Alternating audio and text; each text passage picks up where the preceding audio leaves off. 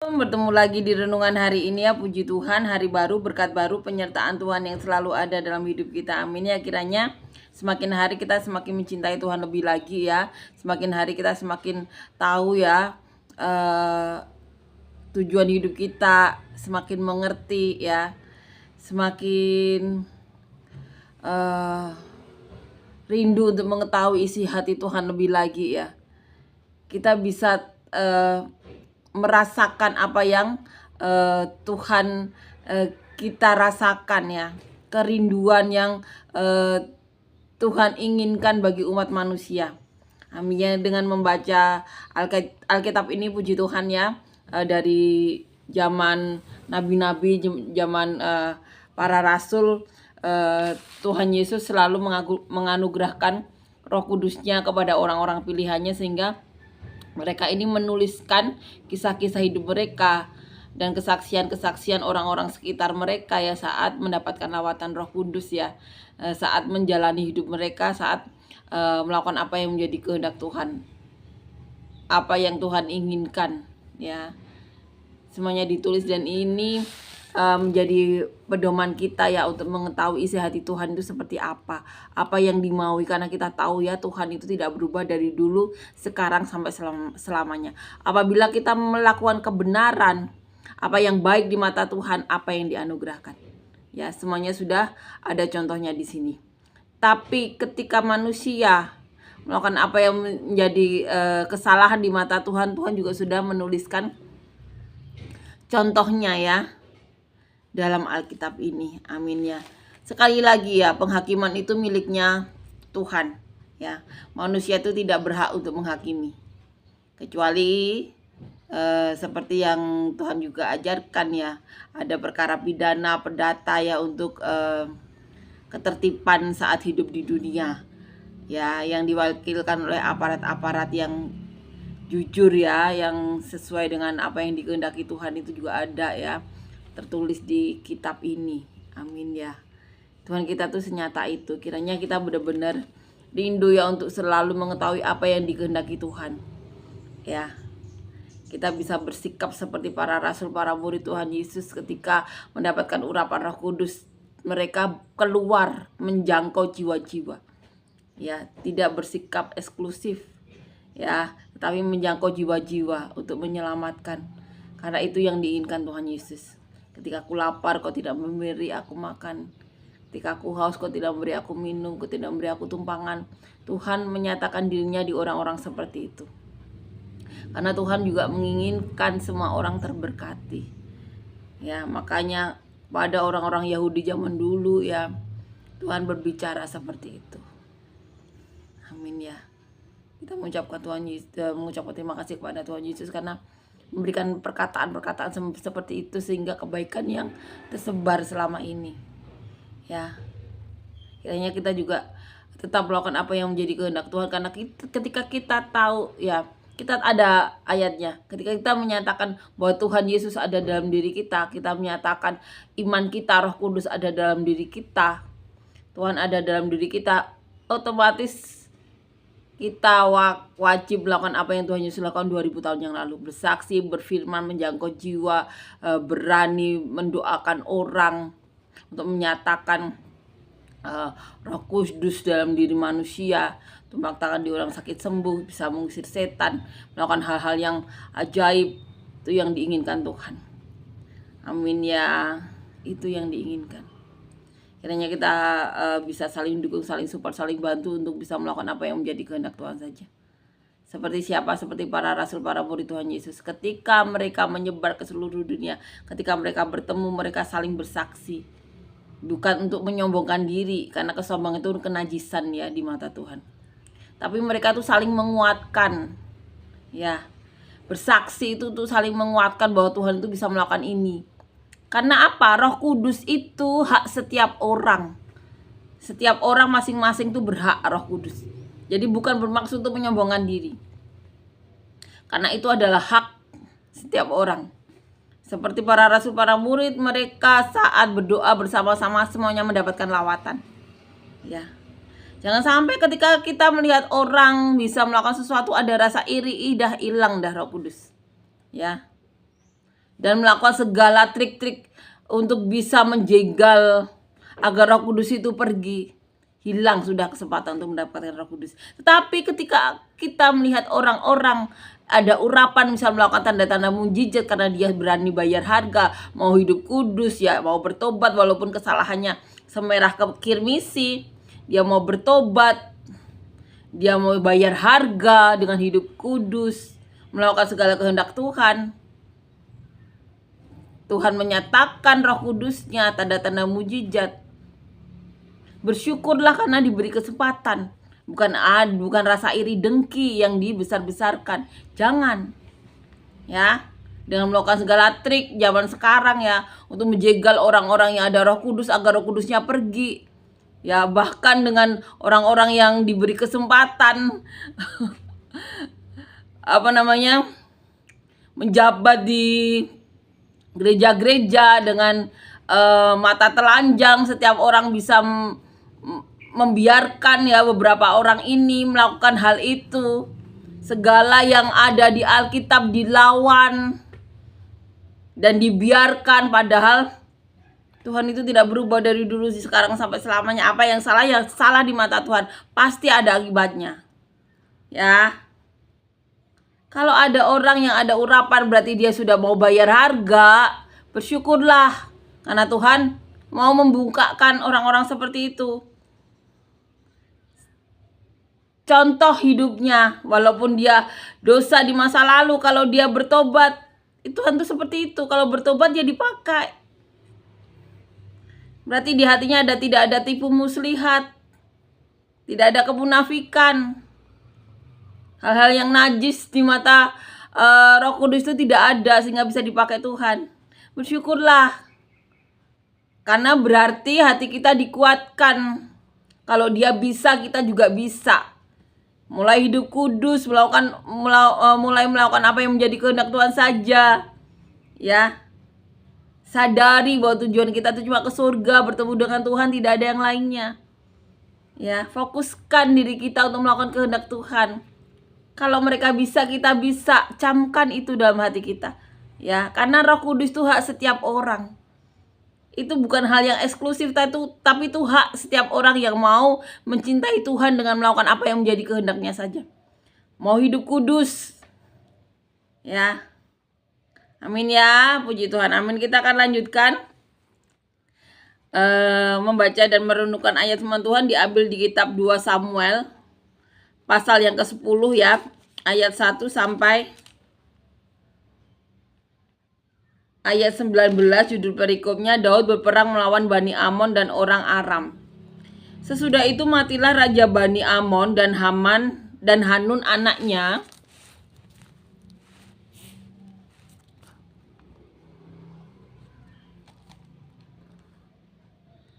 menjadi raja menggantikan dia. Lalu berkatalah Daud, aku akan menunjukkan persahabatan kepada Hanun bin Nahas sama seperti ayahnya telah menunjukkan persahabatan kepadaku. Sebab itu Daud menyuruh menyampaikan pesan turut berduka cita kepadanya dengan perantaraan pegawai-pegawainya karena kematian ayahnya. Tetapi ketika pegawai-pegawai Daud sampai ke negeri Bani Amon itu, berkatalah pemuka-pemuka Bani Amon itu kepada Hanun, tuan mereka, apakah menurut anggapanmu Daud hendak menghormati ayahmu karena telah mengutus kepadamu orang-orang yang menyampaikan pesan turut berduka cita? Bukankah dengan maksud untuk menyelidiki kota ini, untuk mengintainya dan menghancurkannya, maka Daud mengutus pegawai-pegawai itu kepadamu? Lalu Hanun menyuruh menangkap pegawai-pegawai Daud itu, disuruhnya mencukur setengah dari janggut mereka dan memotong pakaian mereka pada bagian tengah sampai pantat mereka, kemudian dilepaskannya mereka. Hal ini diberitahukan kepada Daud, lalu disuruhnya orang menemui mereka, sebab orang-orang itu sangat dipermalukan. Raja berkata, tinggallah di Yeriko sampai janggutmu itu tumbuh, kemudian datanglah kembali. Sesudah itu dilihat Bani Amon bahwa mereka dibenci Daud, maka Bani Amon itu menyuruh orang menyewa dari orang-orang Aram bin Rehob dan orang Aram dan Sobat 20.000 orang pasukan berjalan kaki dari Raja Maka, 1.000 orang dari Raja Top dan 12.000 orang. Ketika Daud mendengar hal itu, disuruh Nyala Yoab maju dengan segenap pasukan pahlawan. Lalu Bani Amon maju, diaturnya barisan perangnya di depan pintu gerbang. Orang-orang Aram dan Soba dan dari Rehob dan orang-orang Top dan Mahas ada tersendiri di padang. Ketika Yoab melihat bahwa serangan itu mengancam dia dari depan dan dari belakang, maka dipilihnya sebagian dari orang pilihan Israel, lalu ia mengatur barisan mereka berhadapan dengan orang Aram itu. Selebihnya dari rakyat itu ditempatkannya di bawah pimpinan Abisai adiknya yang mengatur barisan mereka berhadapan dengan Bani Amon itu. Lalu berkatalah Yoab, "Jika orang Aram itu lebih kuat daripadaku, maka haruslah engkau menolong aku. Tetapi jika Bani Amon itu lebih kuat daripadamu, maka aku akan datang menolong engkau. Kuatkanlah hatimu dan marilah kita menguatkan hati untuk bangsa kita dan untuk kota-kota Allah kita. Tuhan kiranya melakukan yang baik di matanya." Lalu Yoab dan tentara yang bersama-sama dia maju berperang melawan orang Aram dan orang-orang itu melarikan diri dari hadapannya. Ketika Bani Amon melihat bahwa orang Aram sudah melarikan diri, maka mereka pun larilah dari hadapan Abisai dan masuk ke dalam kota. Sesudah itu pulanglah Yoab setelah memerangi Bani Amon dan sampailah ke Yerusalem. Ketika orang Aram melihat bahwa mereka telah terpukul kalah oleh orang Israel, maka berkumpullah mereka bersama-sama. Lalu Hadadezer menyuruh orang Aram yang di seberang sungai Efrat maju berperang. Mereka sampai ke Helam di bawah pimpinan Sobak, panglima tentara Hadadezer. Setelah hal itu diberitahukan kepada Daud, maka dikumpulkannya seluruh orang Israel di seberanginya sungai Yordan lalu sampai ke Helam. Orang Aram mengatur barisannya berhadapan dengan Daud dan bertempur melawan dia. Tetapi orang Aram itu lari dari hadapan orang Israel, dan Daud membunuh dari orang Aram itu 700 ekor kuda kereta dan 40.000 orang pasukan berkuda. Sobak panglima tentara mereka dilukainya sedemikian sehingga ia mati di sana. Ketika dilihat semua orang-orang takluk kepada Hadadezer bahwa mereka telah terpukul kalah oleh orang Israel, maka mereka mengadakan perdamaian dengan orang Israel dan takluk kepada mereka. Sesudah itu takutlah orang Aram memberi pertolongan lagi kepada Bani Amon. Ya, Bani Amon, rajanya yang dahulu ada hubungan baik dengan Daud.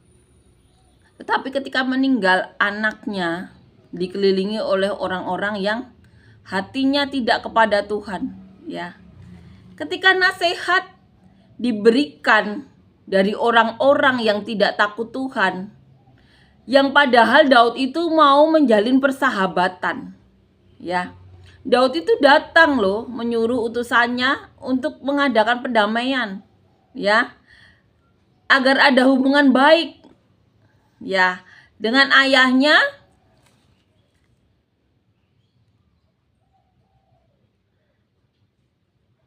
Ada hubungan baik, kemudian digantikan Hanun. Tapi ketika mendengar, ya, dari penasehat-penasehatnya, malah terjadi perang. Bahkan ketika perang berakhir pun orang Aram sampai tidak berani memberi bantuan kepada Bani Amon. Padahal datang loh untuk mencapaikan duka cita ketika ayahnya meninggal. Malah dipermalukan. Ya. Jenggotnya dicukur. Sampai Daud memberi perintah jangan kembali dulu ya ke tempatnya Daud sebelum janggutnya itu tumbuh. Berarti ada waktu jeda lama. Ya. Orang suruhannya dipermalukan. Padahal datang untuk menjalin hubungan baik. Melanjutkan hubungan baik sama seperti saat ayahnya masih hidup. Jadi di sini pokok pentingnya kenali orang-orang sekitar Anda. Karena hidup Anda juga tergantung, kalau Anda kuat ya, itu tidak terpengaruh ya. Orang-orang mau berbicara apa, memberi masukan jelek, Anda tidak terpengaruh. Tetapi ketika Anda tidak takut Tuhan dan Anda juga dikelilingi orang-orang yang tidak takut Tuhan, nasib Anda bisa seperti Hanun, Raja Bani Amon. Karena mendengar orang-orang bisikan-bisikan orang licik yang tidak takut Tuhan, yang punya pikiran negatif, Anda menghancurkan diri Anda sendiri. Ya. Jadi di sini pentingnya ya, ketika Anda tidak punya kepribadian kuat dalam Tuhan, belajar untuk mencari orang-orang yang takut Tuhan, sehingga Anda mendengarkan nasihat-nasihat yang baik. Kalau Anda tidak punya kepribadian kuat, dikelilingi oleh orang-orang yang tidak takut Tuhan, nasib Anda bisa seperti Bani Amon yang menghancurkan dirinya sendiri. Ya.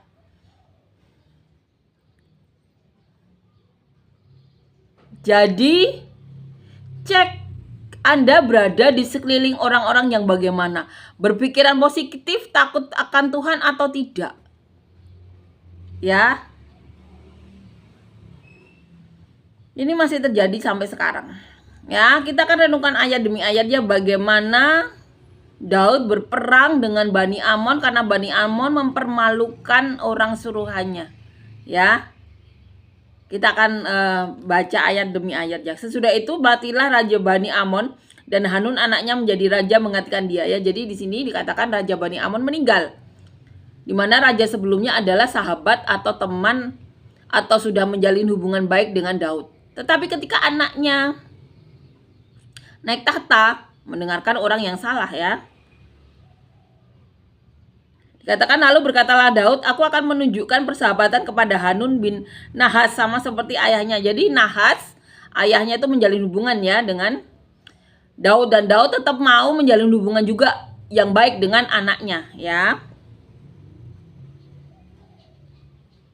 Sama seperti ayahnya telah menunjukkan persahabatan kepadaku.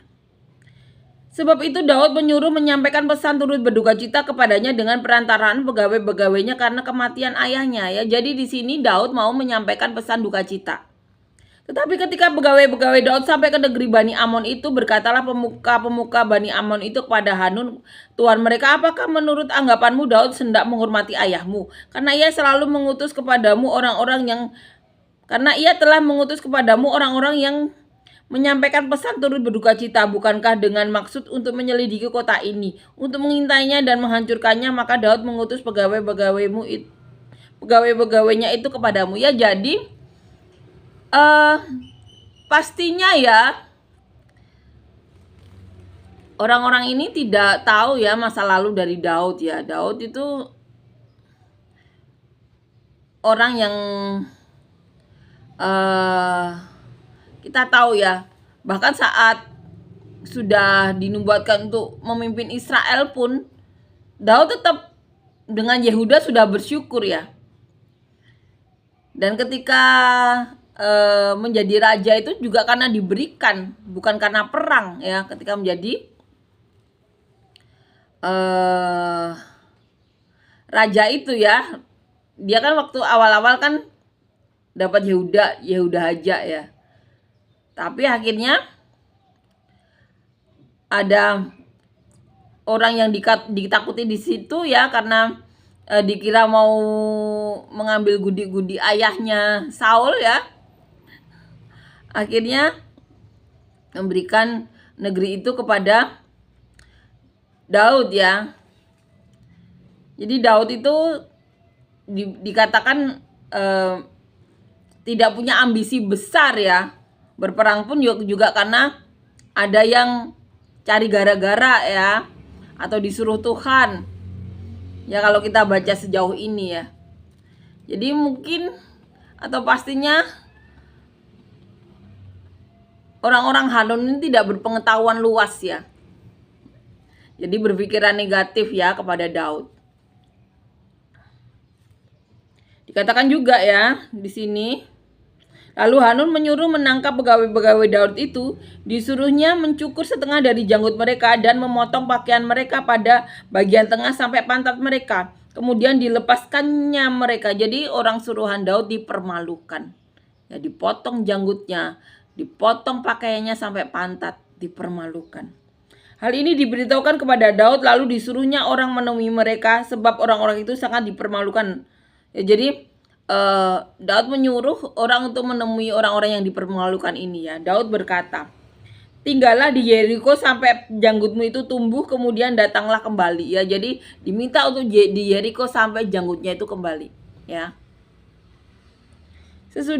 Setelah dilihat Bani Amon bahwa mereka dibenci Daud, maka Bani Amon itu menyuruh orang menyewa dari orang Aram Bet Rehob dan orang Aram dari Soba 20.000 orang pasukan berjalan kaki dari raja negeri Makkah 1.000 orang dan dari raja Tob 12.000 orang. Jadi Bani Amon menyewa ya tentara dari Bani Aram ya. Dimana ketika nanti di akhirnya Bani Aram sudah tidak mau lagi atau takut untuk membantu lagi ya. Ketika Daud mendengar hal itu, disuruhnya lah Yoab maju dengan segenap pasukan pahlawan. Lalu Bani Amon maju, diaturnya barisan perangnya di depan pintu gerbang. Sedang orang Aram dari Soba dan dari Rehob dan dari orang Tob dan maka ada tersendiri padang. Ketika Yoab melihat bahwa serangan itu mengancam dia dari depan dan dari belakang, maka dipilihnya sebagian dari orang pilihan Israel, lalu ia mengatur barisan mereka berhadapan dengan orang Aram itu ya. Jadi ada ini ya, ketika dilihat Yoab bahwa mereka bisa diserang ya, mereka melakukan taktik perang ya. Selebihnya dari rakyat itu ditempatkannya di bawah pimpinan Abisai, adiknya yang mengatur barisan mereka berhadapan dengan Bani Amon itu ya. Lalu berkatalah Yoab, jika orang Arab itu lebih kuat daripadaku, maka haruslah engkau menolong aku. Tetapi jika Bani Amon itu lebih kuat daripadamu, maka aku akan datang menolong engkau ya. Jadi dikatakan ya bahwa di sini tuh Abisai menghadapi orang Amon ya, Yoab menghadapi orang Aram ya. Jadi ketika Yoab ini berkata ya, ketika orang Aram lebih kuat, maka Abisai harus menolong Yoab ya. Tetapi ketika orang Amon lebih kuat, maka Yoab akan menolong Abisai, itu yang dikatakannya. Kuatkanlah hatimu dan marilah kita menguatkan hati untuk bangsa kita dan untuk kota-kota Allah kita, Tuhan kiranya melakukan apa yang baik di matanya. Jadi mereka berdua saling menguatkan ya untuk mempertahankan kota-kota mereka. Jadi mereka tuh berperang untuk bertahan ya. Kita bisa lihat di sini ya. Seperti itu. Lalu Yoab dan tentara yang bersama-sama dengan dia maju berperang melawan orang Aram, dan orang-orang itu melarikan diri dari hadapannya. Ketika Bani Amon melihat bahwa orang Aram sudah melarikan diri, maka mereka pun larilah dari hadapan Abisai dan masuk ke dalam kota. Sesudah itu pulanglah Yoab setelah memerangi Bani Amon dan sampailah ia ke Yerusalem, yaitu yang terjadi. Ketika orang Aram melihat bahwa mereka telah terpukul kalah oleh orang Israel, maka berkumpullah mereka bersama-sama. Juga Hadadezer menyuruh orang Aram yang di seberang sungai Hefrat maju berperang. Mereka sampai ke Helam di bawah pimpinan Sobak, panglima tentara Hadadezer ya, itu yang terjadi. Setelah hal itu diberitahukannya kepada Daud, maka dikumpulkannya seluruh orang Israel, diseberanginya sungai Yordan lalu sampai ke Helam. Orang Aram mengatur barisannya berhadapan dengan Daud dan bertempur melawan dia. Tetapi orang Aram itu lari dari hadapan orang Israel, dan Daud membunuh dari orang Aram itu 700 ekor kuda kereta ya, itu yang dilakukan Daud ya. Dan 40.000 orang pasukan berkuda ya. Jadi banyak yang dibunuh ya oleh Daud.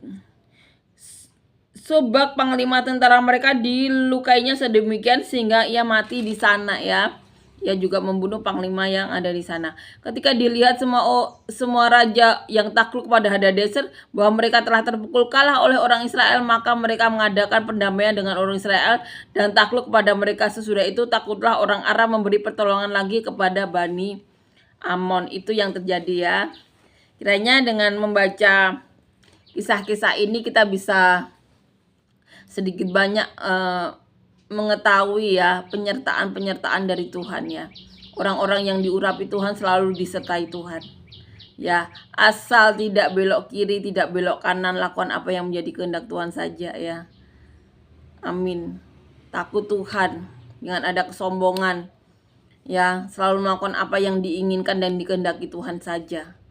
Kita tahu ya bahwa kita tahu tujuannya cuma satu, ke surga bertemu dengan Tuhan Yesus ya. Jangan belok kiri, jangan belok kanan, lakukan apa yang menjadi kehendak Tuhan saja. Jangan bosan untuk mendengar ini, karena ini adalah kenyataan yang harus kita terima ya. Bahwa kita cuma punya tujuan satu, ke surga bertemu dengan Tuhan, tidak ada yang lainnya. Amin ya, puji Tuhan, amin. Kiranya Tuhan memberkati kita semuanya. Kita selalu dilindungi oleh Tuhan. Tuhan memberkati kita. Terima kasih banyak sudah menyaksikan. Sampai bertemu di renungan selanjutnya. Tuhan Yesus memberkati.